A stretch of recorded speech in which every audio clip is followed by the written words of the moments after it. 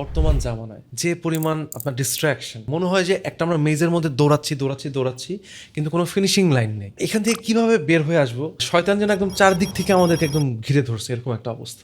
সে আল্লাহ সুবহানাহু ওয়া তাআলাকে বলল যে আমি আদম সন্তানকে অ্যাটাক করব, সামনের থেকে আসব, পিছন থেকে আসব, ডান দিক থেকে আসব, বাম দিক থেকে আসব। কিন্তু জ্যাগুলার ভেনের সিগনিফিকেন্সটা আসলে কি? ব্রেইনের যখন রক্ত লাগে তখন হার্ট থ্রু দিস ভেইন এটা ব্রেইনে পাম্প করে।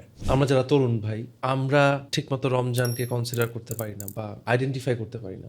আমরা রোজা রাখি এবং রোজা রাখার কারণে আমাদের নফস, আমাদের ইগো, আমাদের ডিজায়ারটা একটা চাপে পড়ে যায়।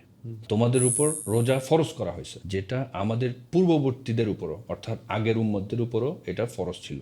আমাদের মা বোনরা কিচেনের সময়টা কাটায় রমজানে। রমজান হচ্ছে ইবাদতের সময়। আমরা ছেলেরা দেখা যায় যে একটা সময় রেস্ট নিচ্ছি, কিন্তু মা বোনরা ওই টাইমটা পুরোপুরি কাটায় কিচেনে। আমি কি আমার নফসের কাছে হার মানবো নাকি না?